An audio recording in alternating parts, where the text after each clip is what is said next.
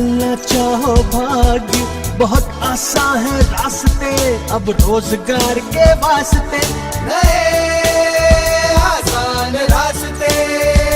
नमस्कार। पिछले दिनों मध्य प्रदेश में सोयाबीन की फसल पर येलो रस्ट और तनाछेदक कीड़ों का प्रकोप हुआ और सोयाबीन की हजारों हेक्टेयर की फसल बर्बाद हो गई। मैं हमेशा से सोचता रहा कि इतने सारे वैज्ञानिक, केवीके, कृषि विभाग, प्राइवेट कंपनियों के साइंटिस्ट, फील्ड ऑफिसर, ये सब किसानों के बीच में काम कर रहे हैं, फिर क्यों समय रहते लोगों ने इन बीमारियों को नहीं पहचाना और इनका उपचार क्यों नहीं किया। किसानों ने खूब पेस्टिसाइड डाला, खूब छिड़काव किया और लाखों रुपए उसके ऊपर खर्च किए, पर नतीजा उसका शून्य रहा। इसी तरह जब आप उत्पादकता के आंकड़े देखते हैं तो हम ये पाते हैं कि मध्य प्रदेश में जो प्रति हेक्टेयर उत्पादन है लगभग सभी फसलों का, वो न केवल राष्ट्रीय औसत से कम है बल्कि अंतर्राष्ट्रीय औसत से तो बहुत अधिक कम है। तो ऐसा क्या कारण है कि बार बार फसलें खराब हो रही हैं, उत्पादकता कम हो रही है, किसान लगातार अपनी लागत लगा रहा है और बदले में उसको सिवाय नुकसान के कुछ हाथ नहीं आ रहा है।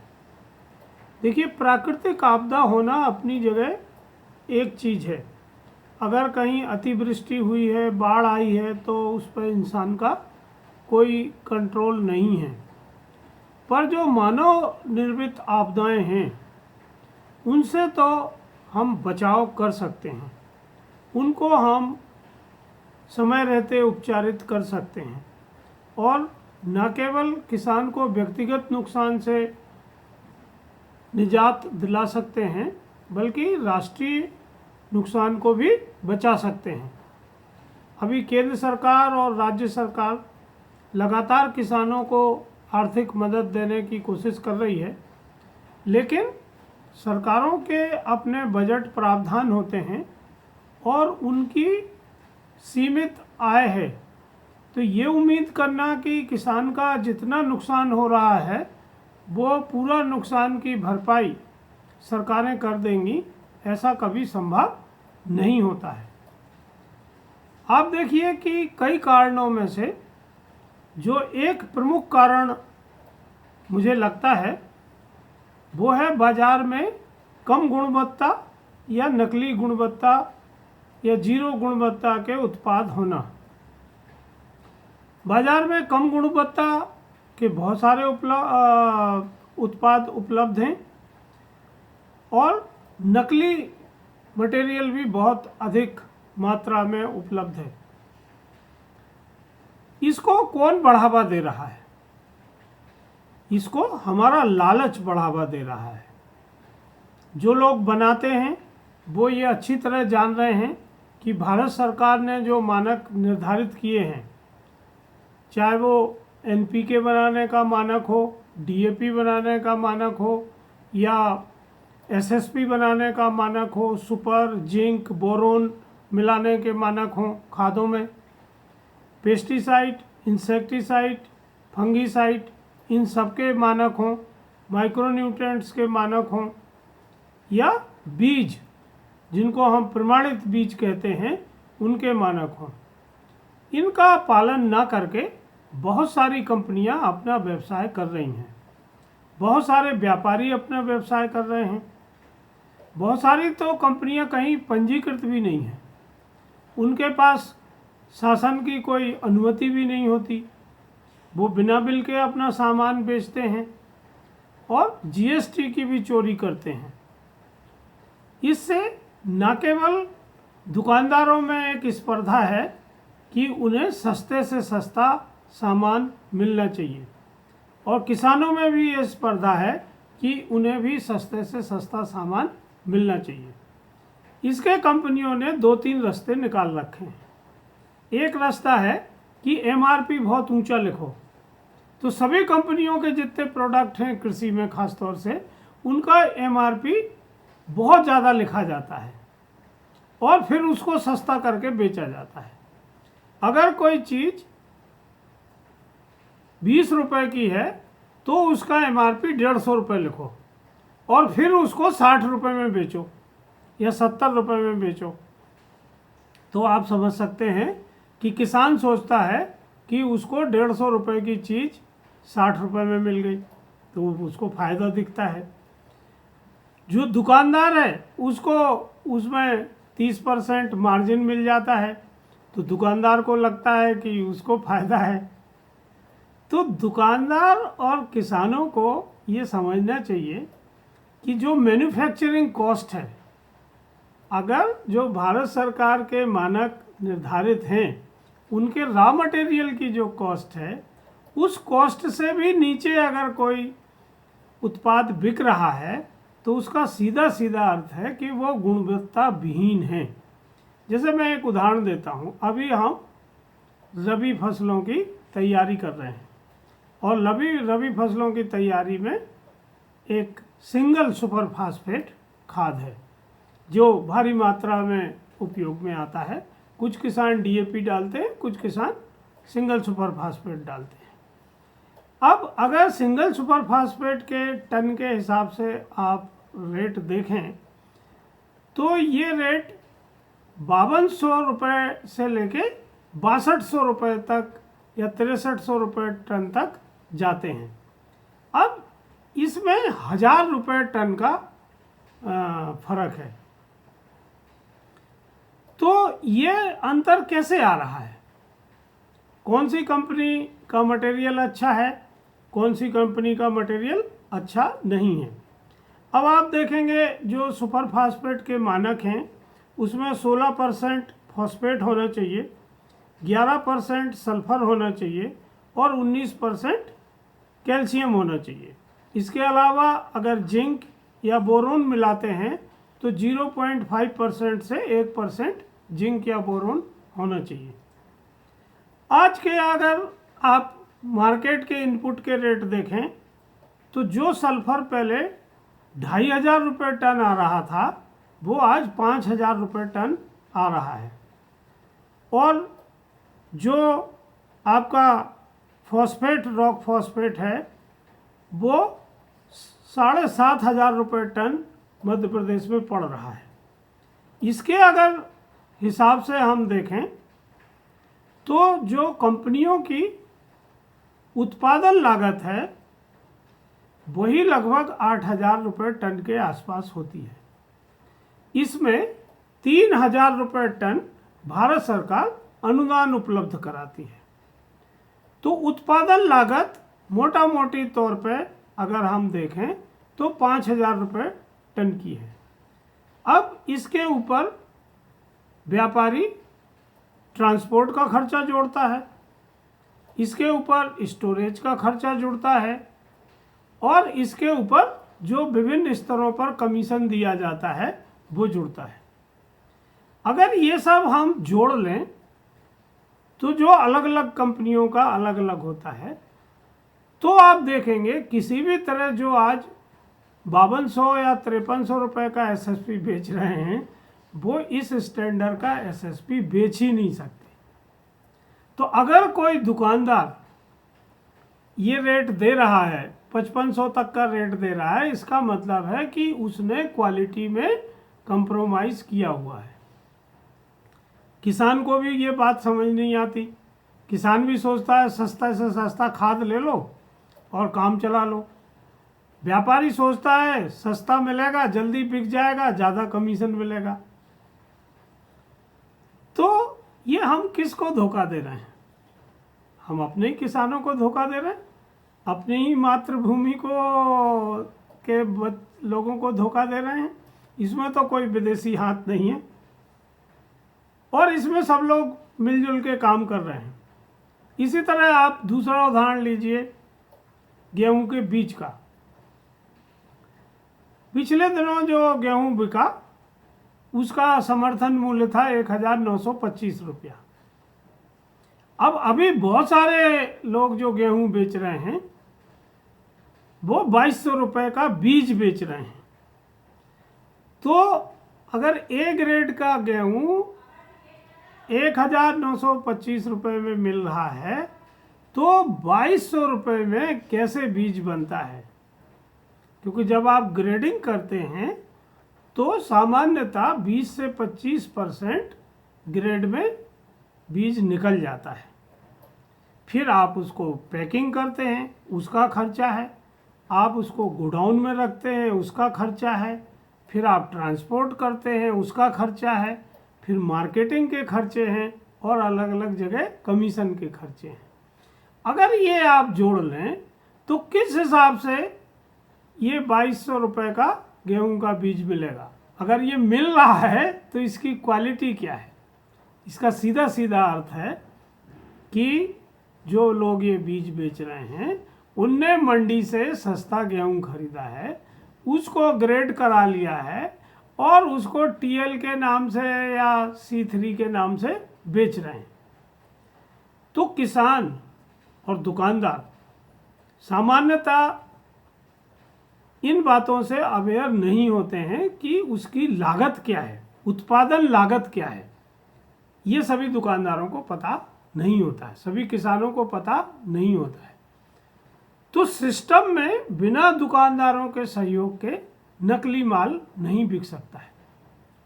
अगर मैन्युफैक्चरर्स को हम बहिष्कार करना शुरू करें और हम ये तय कर लें, प्रण कर लें कि अगर कोई मैन्युफैक्चरर्स उत्पादक कंपनी अपनी लागत से कम में प्रोडक्ट बेच रही है या एवरेज से ज़्यादा कमीशन ऑफर कर रही है, उसका मतलब है कि उसकी गुणवत्ता ठीक नहीं है। ये सीधा सीधा मतलब है। इसमें कोई लैब टेस्ट की ज़रूरत नहीं है, कोई इसमें जांच की ज़रूरत नहीं है, क्योंकि कोई भी उत्पादक कंपनी रॉ मटेरियल या उत्पादन लागत से नीचे नहीं बेच सकती है। उत्पादन लागत पता है।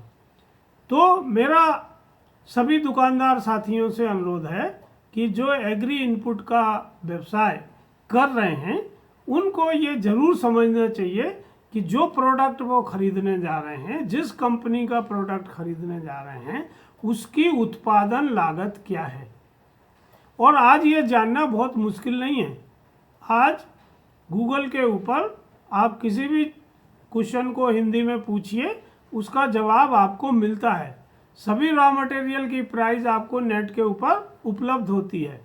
मैन्युफैक्चरिंग कॉस्ट आपको नेट के ऊपर उपलब्ध होती है।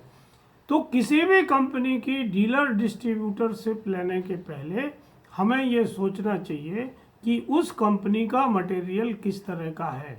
हमें ये नहीं देखना चाहिए कि वो कंपनी हमें कितने दिन की उधारी दे रही है, वो कंपनी हमें कितना कमीशन दे रही है इस प्रोडक्ट पे, या वो कंपनी हमें मार्केटिंग करने के लिए अपने आदमी दे रही है। तो ये खर्चे कहाँ से निकाल रही है वो? अगर वो उत्पादन लागत से कम में बेच रही है तो उसका सीधा मतलब है कि वो आपको इस पाप का भागीदार बना रही है और वो किसानों को धोखा देने में आपके कंधे को उपयोग कर रही है। फिर जब आपके यहाँ छापा पड़ता है, सैंपल भरा जाता है, सैंपल फेल हो जाता है तो आपके विरुद्ध कार्रवाई होती है। तो दुकानदार ये तर्क देते हैं कि साहब हम तो केवल बेच रहे थे, हमने तो चीज़ बनाई नहीं है, तो हम कहाँ से भागीदार हो गए। तो अगर आप खराब चीज़ बेचने में अपनी दुकान का, अपने सिस्टम का उपयोग करने दे रहे हैं तो आप तो भागीदार हो रहे ना। और किसान भी जब कोई सामान लेने जा रहा है तो उसको देख लेना चाहिए। वो भी, किसान के बच्चे, दूसरे लोग आज सभी नेट का उपयोग करते हैं, वो भी देख सकते हैं कि उत्पादन लागत से सस्ता माल कैसे मिल रहा है। अगर उत्पादन लागत से सस्ता माल मिल रहा है तो ये माल नकली है, इसकी गुणवत्ता उस स्तर की नहीं है जो भारत सरकार ने निर्धारित की है। तो दोस्तों, अगर हमें मध्य प्रदेश की खेती को बचाना है, किसानों को बीमारियों के नुकसान से बचाना है और किसानों की उत्पादकता को बढ़ाना है, गुणवत्ता को बढ़ाना है, तो इसमें जो कृषि का आदान विपणन का तंत्र है, जिसमें सहकारी समितियां हैं, जिसमें प्राइवेट दुकानदार हैं, उनको भागीदारी निभाना पड़ेगी। हम अपनी जवाबदेही किसी और पे नहीं थोप सकते हैं। देखिए, किसान आज दुकानदार के ऊपर बहुत अधिक भरोसा करता है और अंधविश्वास करता है। जब किसान को कोई प्रोडक्ट लेना होता है तो वो दुकान के ऊपर आके पूछता है, और दुकानदार जो प्रोडक्ट सजेस्ट करता है, सुझाव देता है, वही किसान लेके जाता है। तो दुकानदार कौन सा प्रोडक्ट सजेस्ट करता है? अच्छी क्वालिटी का, या जिसमें उनको ज़्यादा कमीशन मिल रहा है, जो उनको उधार मिला हुआ है? तो आप मानव प्रवृत्ति समझ सकते हैं, जिसमें दुकानदार को ज़्यादा लाभ होगा वही वो सजेस्ट करेगा। तो किसान को देखना चाहिए कि दुकानदार अगर कोई प्रोडक्ट सजेस्ट कर रहा है तो वो क्यों कर रहा है। दुकानदार ने उसका मिट्टी परीक्षण देखा है, दुकानदार को ये पता है कि किसान ने कौन सी वैरायटी का गल्ला बोया है, उस वैरायटी में कौन सी बीमारियां आती हैं, कौन सी बीमारियां नहीं आती हैं, उस पर्टिकुलर मिट्टी में कौन से माइक्रो न्यूट्रेंट, कौन से न्यूट्रेंट की कमी है जिसकी पूर्ति करना है। अगर बिना ये सब जानकारी के वो आपको दवाई लेने का सुझाव दे रहा है, तो ये उसी तरह का इलाज है जैसे आप किसी ऐसे व्यक्ति से बीमार होने पर दवाई पूछें जिनने डॉक्टरी नहीं पढ़ी है और जो बिना आपकी रिपोर्ट, जांच की रिपोर्ट देखे आपको दवाई सजेस्ट कर रहे हैं। देखिए, फसलें भी एक जीवित प्राणी की तरह है, जीवित वस्तु है। ये कोई मशीन नहीं है, ये मैन्युफैक्चरिंग नहीं है जहाँ की निर्जीव चीज़ें तैयार हो रही हैं। ये खेत एक जिंदा फसल उत्पन्न कर रहा है, तो इसका भी वही महत्व है, और जो केमिकल हम इसमें डाल रहे हैं उसका भी उसी तरह रिएक्शन होता है जैसे हमारे मानव शरीर पर होता है। तो दोस्तों, किसान भाइयों, आप ये समझें कि आपका पैसा लग रहा है, आपका समय लग रहा है, आपका पूरा सीजन इसमें लगता है, और अगर आप सस्ते के चक्कर में गलत प्रोडक्ट उपयोग कर रहे हैं जो उत्पादन लागत से नीचे मिल रहे हैं, तो आप खुद ही अपने लिए गड्ढा खोद रहे हैं। फिर आप किसी सरकार के ऊपर या किसी एजेंसी के ऊपर जवाबदेही नहीं डाल सकते हैं।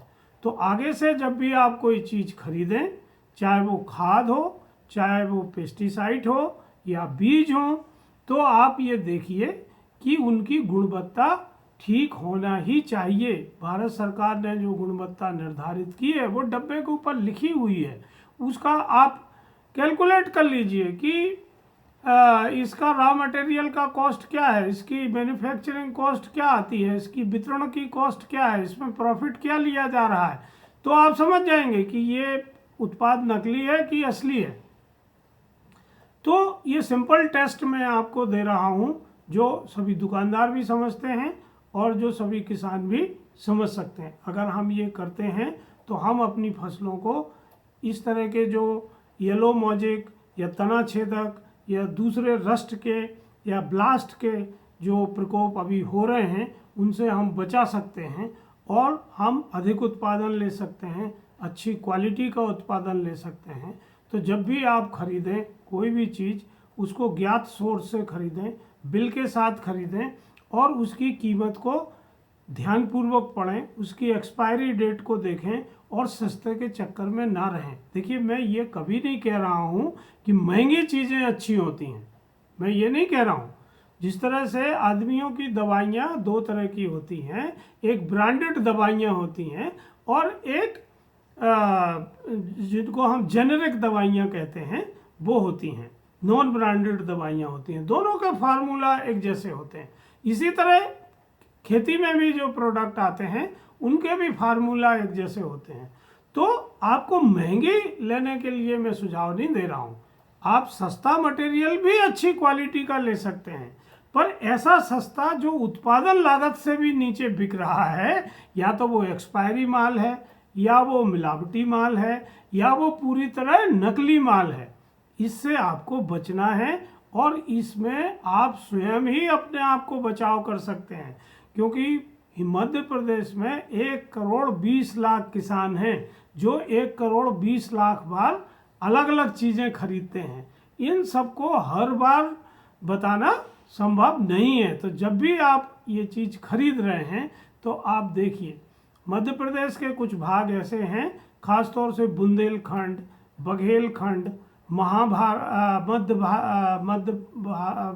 भारत और आपका सेंट्रल एमपी, जहां बहुत ज़्यादा नकली चीज़ें मिलती हैं। और ये रेट के फर्क आप देख सकते हैं। जब उसी चीज़ का रेट आप मालवा या निमाड़ में पूछिए और उसी चीज़ का रेट आप उस क्षेत्र में पूछिए तो आपको ये अंतर समझ में आता है। तो ये प्रोडक्ट किसानों तक लेके हमारे दुकानदार जा रहे हैं। दुकानदार साथियों का ये नैतिक दायित्व है, दुकानदार संगठनों का ये दायित्व है कि वो अपने मेंबर्स को ये बात बताएं कि वो ये इस तरह से दूसरे के पाप में भागीदार ना बने और किसान भी सस्ते के चक्कर में ना रहें। क्वालिटी के ऊपर जाइए, प्राइस के ऊपर मत जाइए। प्राइस सस्ती भी हो सकती है और क्वालिटी अच्छी भी हो सकती है। मुझे उम्मीद है कि आप आगे इसका ध्यान रखेंगे। धन्यवाद।